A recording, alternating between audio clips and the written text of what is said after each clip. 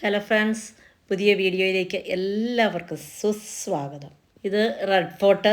നമ്മളൊക്കെ കേട്ടിട്ടുണ്ടാവാം, പഠിച്ചിട്ടുണ്ടാവാം. രാജ്യം കണ്ട അധിനിവേശത്തിൻ്റെയും പിടിച്ചടക്കലിൻ്റെയും സ്മാരകമായി നിലകൊള്ളുന്ന റെഡ് ഫോർട്ട് 2007 ലോക പൈതൃക പട്ടികയിൽ ഇടം പിടിച്ച റെഡ് ഫോർട്ട് നമുക്കൊന്ന് ചുറ്റി നടന്ന് കാണാം. ബസ്സുകളൊന്നും ഈ കവാടത്തിൻ്റെ ഏറ്റവും അടുത്തേക്ക് എത്തുകയില്ല. അവിടെ മുനിസിപ്പൽ കോർപ്പറേഷൻ്റെ ലൈസൻസ് ഉള്ള ഓട്ടോക്കാരുണ്ട്. ആ ഓട്ടോയിലാണ് ഞങ്ങൾ കവാടത്തിലേക്ക് വരുന്നത്. 2 കിലോമീറ്റർ ചുറ്റളവിൽ വ്യാപിച്ച് കിടക്കുന്ന റെഡ് ഫോർട്ട് 17-ാം നൂറ്റാണ്ടിൽ മുഗൾ ഭരണാധികാരികൾ വസിച്ചിരുന്ന കോട്ടയാണ്.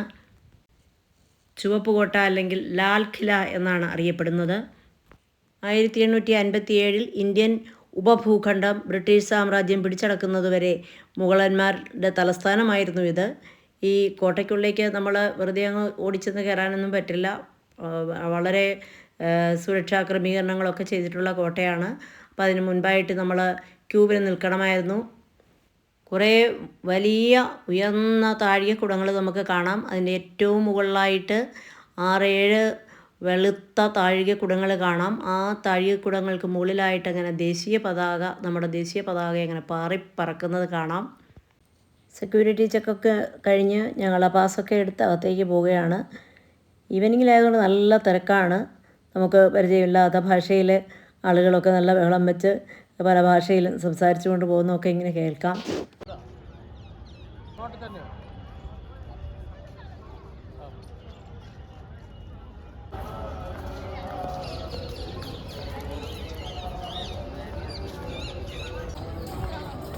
പേരൊക്കെയല്ലേ.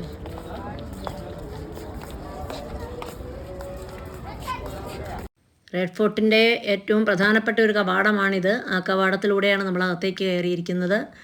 ഈ കവാടത്തിൻ്റെ വലതുവശത്തായിട്ടാണ് മുകളിൽ ദേശീയ പതാക ഉയർത്തുന്നതിന് പ്രധാനമന്ത്രി എത്തുന്നത്. 17-ാം നൂറ്റാണ്ടിൽ മുഗൾ ചക്രവർത്തി ഷാജഹാൻ പണികഴിപ്പിച്ചതാണ് റെഡ് ഫോർട്ട്. പുരാതന ദില്ലി നഗരത്തിൻ്റെ കേന്ദ്രഭാഗമാണ് ഇത്. നഗരത്തിൻ്റെയും കോട്ടയുടെയും കിഴക്കുവശം യമുന നദിയാണ്. 2 പ്രധാന കവാടങ്ങളുണ്ട്. ഇതിനുള്ളിലേക്ക് കയറി കഴിഞ്ഞാൽ ആദ്യം തന്നെ നമ്മൾ കാണുന്നത് ഒരു മാർക്കറ്റാണ്. പിന്നെ ഇതിന് ഉള്ളിലേക്ക് കയറി കഴിഞ്ഞാൽ നമ്മൾ കാണുന്നത് സാധാരണ ജനങ്ങളെയൊക്കെ അന്നത്തെ കാലത്ത് മുഗൾ ചക്രവർത്തിമാർ സംബോധന ചെയ്തിരുന്ന സ്ഥാനങ്ങളും കെട്ടിടങ്ങളും ഒക്കെയാണ്. നമ്മുടെ മുന്നിൽ കാണുന്ന 3 നിലകളുള്ള ദീർഘചതുരാകൃതിയിലുള്ള കെട്ടിടത്തിലൊക്കെ വാദ്യോപകരണങ്ങളൊക്കെ അന്നത്തെ കാലത്ത് ആലാപനം ചെയ്തിരുന്ന സ്ഥലമാണ്. പിന്നെ ചക്രവർത്തിമാരും രാജ്ഞിമാരും ഒക്കെ താമസിച്ചിരുന്ന കെട്ടിടങ്ങളൊക്കെയാണ് ഉള്ളിൽ നമ്മൾ കാണുന്നത്. ഇന്നിപ്പോൾ നമ്മൾ കാണുന്ന അതിലെ മിക്ക കെട്ടിടങ്ങളും ആർക്കിയോളജിക്കൽ ഡിപ്പാർട്ട്മെൻറ്റിൻ്റെ കീഴിലുള്ള യുദ്ധ സ്മാരകമാണ്. യമുനാ നദിക്ക് സമാന്തരമായിട്ട് കാണുന്ന ഈ സ്ഥലത്ത് വടക്കേ അറ്റത്തും തെക്കേ അറ്റത്തുമായിട്ടൊക്കെ കുറേ ബിൽഡിങ്ങുകളൊക്കെ ഉണ്ട്. അതെല്ലാം ചക്രവർത്തിമാരുടെ രാജ്ഞിമാരും ഒക്കെ താമസിച്ചിരുന്ന സ്ഥലങ്ങളാണ്. ഇഷ്ടംപോലെ നല്ല ഗാർഡനുകളും അതുപോലെ നമുക്ക് വിശ്രമിക്കാനുള്ള സ്ഥലങ്ങളും ഒക്കെ അവിടെയുണ്ട്. പക്ഷെ ഞാൻ കുറേയേറെ നടന്ന് ക്ഷീണിച്ചിരുന്നത് കൊണ്ട് ഒരു തവണ ഞാൻ കണ്ടിരുന്നതും ആയതുകൊണ്ട് പിന്നീട് വലിയ ഇൻട്രസ്റ്റ് എടുക്കാതെ ഞങ്ങൾ തിരിച്ചിറങ്ങുകയായിരുന്നു. ഈ ഗോപുരത്തിൻ്റെ ഏറ്റവും മുകളിലാണ് പ്രധാനമന്ത്രി ദേശീയ പതാക ഉയർത്തുന്നത്. ഇതിനുള്ളിലുള്ള പല കെട്ടിടങ്ങളും വെണ്ണക്കല്ലിൽ നിർമ്മിച്ച കുറേ കെട്ടിടങ്ങളുണ്ട്.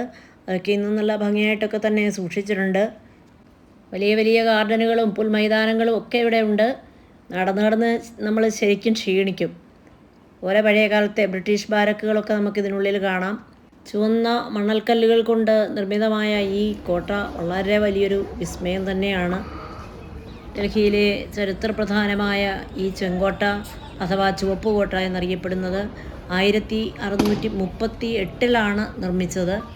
1887 ബഹദൂർ ഷാ സഫറിൽ നിന്നും ബ്രിട്ടീഷുകാർ ഈ ചെങ്കോട്ട പിടിച്ചെടുക്കുന്നത് വരെയും മുഗളന്മാരുടെ തലസ്ഥാനവും അതുപോലെ അവർ താമസിച്ചിരുന്നതും ഒക്കെ ഇവിടെയായിരുന്നു. കാണാനിതിനുള്ളിലേക്ക് കയറി കഴിഞ്ഞാൽ നമുക്ക് ഇഷ്ടംപോലെ കാഴ്ചകളൊക്കെ ഉണ്ട്. പക്ഷേ എൻ്റെ ശാരീരികമായ അവസ്ഥയും ബുദ്ധിമുട്ടും ഒക്കെ പരിഗണിച്ച് ഞാൻ നിർത്തി തിരിച്ച് ഇറങ്ങുകയായിരുന്നു. എത്രയോ നൂറ്റാണ്ടുകൾക്കിപ്പുറവും ചുവന്ന മണൽക്കട്ട കൊണ്ട് നിർമ്മിച്ച ഈ ചെങ്കോട്ട ഒരു വലിയ അത്ഭുതമായി തന്നെ രാജ്യതലസ്ഥാനത്ത് നിലനിൽക്കുന്നു. അപ്പോൾ ഈ ചെറിയ വീഡിയോ ഞാനിവിടെ വൈൻഡപ്പ് ചെയ്യുകയാണ്. ഡൽഹി വീഡിയോസ് കുറേ എണ്ണം ഇട്ടിട്ടുണ്ട്. കാണാത്തവർ തീർച്ചയായും അതൊക്കെ കൂടി ഒന്ന് കാണണം, കമൻറ്റ് ചെയ്യണം, ലൈക്കും ഒക്കെ ചെയ്യാൻ മറക്കരുത്. അടുത്ത വീഡിയോയിൽ കാണും വരെ എല്ലാവർക്കും നമസ്കാരം. Thanks for watching.